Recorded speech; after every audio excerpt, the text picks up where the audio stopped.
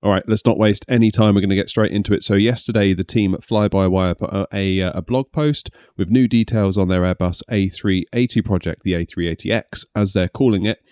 They've been working on this alongside the A320neo, the A32NX, for a number of years now, but it's been a while since we've heard anything. We haven't heard anything at all for a very long time, until now. Kicking off the blog post, they say, while some features will be operational and we can, under most circumstances, guarantee a decent A to B flight on VATSIM, many systems are still in active development. Features that are currently inoperative will be added over time in order to achieve our primary goal to simulate all features from the aircraft.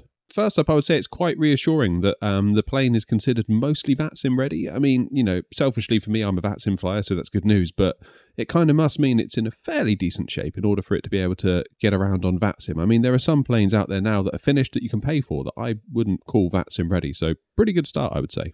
They went on to add, our goal with this release is to enable access to outside contributors/developers to provide you with an early look at the aircraft. In the meantime, much like the A32NX, we'll continue to build towards a more complete experience. This is extremely similar to the previous process of the A32NX's development through years 1 and 2, 2021, 2022.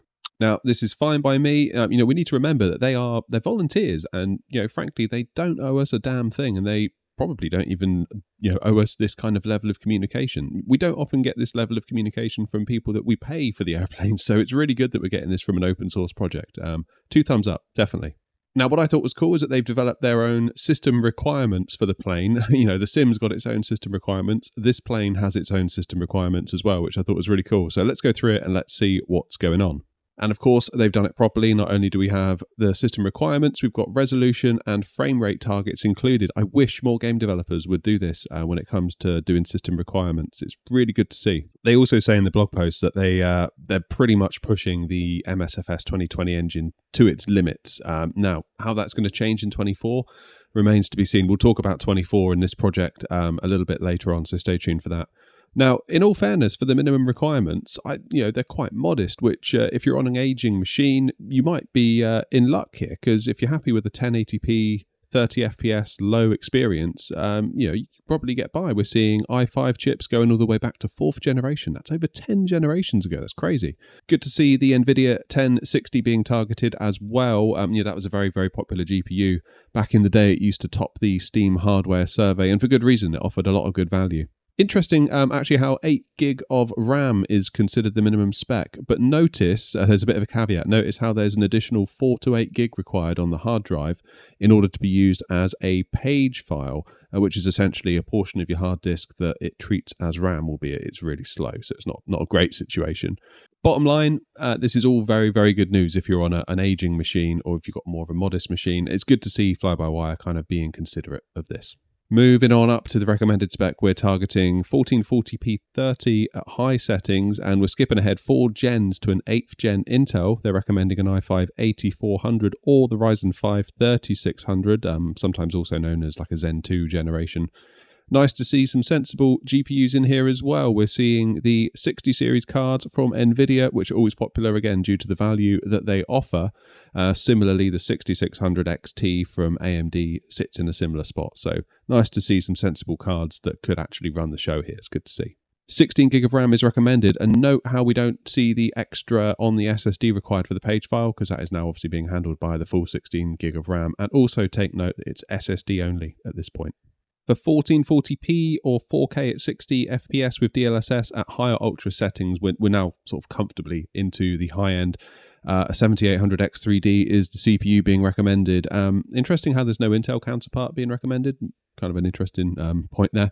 The NVIDIA 4080 Super is recommended for the GPU, or an AMD 7900 XTX. So we're basically into the top end here. These graphics cards are around about £1,000 each, give or take, and market conditions depending on the time when you watch this video. But they're expensive graphics cards, and also 32 gig of RAM is recommended. So yeah, definitely looking at top shelf components here.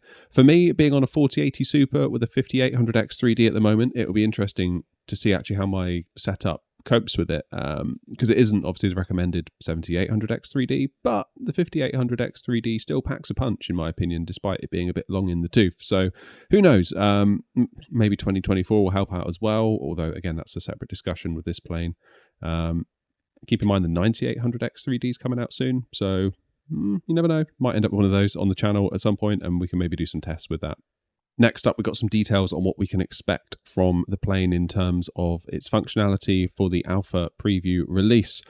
As for the flight management and the nav systems, we can expect a custom flight management system which aims for precise and accurate drawing of all procedures, robust sequencing of waypoints, and accurate MFD F-plan pages, including support for holdings. Now, holdings is the bit that made my ears kind of prick up, because again, on VATSIM, you quite often get told to hold, so it's nice to know that the plane is kind of, by design, going to be able to do that from a very early alpha release, which is cool. They say for the displays, we can expect accurate representations of the PFD, primary flight display, the navigation display, engine warning displays, the system display, and also electronic checklists will be included. I guess kind of like the 777, because we kind of saw that with that from PMDG, didn't we? They say that the electrical, pneumatic, AC and ventilation and pressurization systems and the APU and the fire protections are fully modelled. So, clearly going to town on all the systems here. Apparently there are over 140 failures available from the EFB. And here's the one I liked. There's a custom physics-based flex system for the wings, rudders and the elevators. And the wings will also react to fuel load, which is really cool. I love all these little tiny details. It makes it way more interesting to me. We can also expect brake to vacate, which is where you can kind of select an exit on the runway that you're going to target, and then the auto brake system will try and get you there, which is really nice. Also, we're going to have a onboard airport navigation system, which shows you like a moving map of the airport, that must have been so much work to implement. So it's really cool that we're going to be getting that. So we're going to get tilting landing gear, and also body wheel steering will be modelled. So when you're sort of taxiing around, you'll see the wheels on the back kind of help with the steering. And one feature that I thought was really cool is called heading control function, which kind of counters any crosswinds or ground slope that you might experience during taxiing, which, that's a very, very Airbus feeling feature to me, almost like how when you decrab, you don't actually need to do any aileron inputs. It just does it because it's got a very clever fly-by-wire system. So I like that a lot. Now, the team were quick to point out there are still quite a lot of in-op systems, and they will put a full list of those up on the website in due course. There'll also be a beginner's guide, which is awesome because, these planes are complex, and just simming in general can be a bit daunting if you're new to it. So I think the more we can make it more accessible to more people, that's brilliant. So to wrap up, they mentioned about 2024 compatibility. They said there won't be a dedicated Flight Sim 2024 version at launch. However, it's been revealed that Microsoft Flight Sim 2024 will have a backwards compatibility mode for 2020 add-ons. And they basically said that from day one, you could potentially just drop the plane into the community folder for 2024. However, they can't guarantee it's going to work, which is fair enough. As for when it will be available in 2024, I think it's anyone's guess at this point. I think they're really going to need to assess what it's going to take to get the plane to 2024 levels. And obviously 2024 probably needs to be out for them to do that, unless they've got some kind of special access, but I don't know. Probably not would be my guess.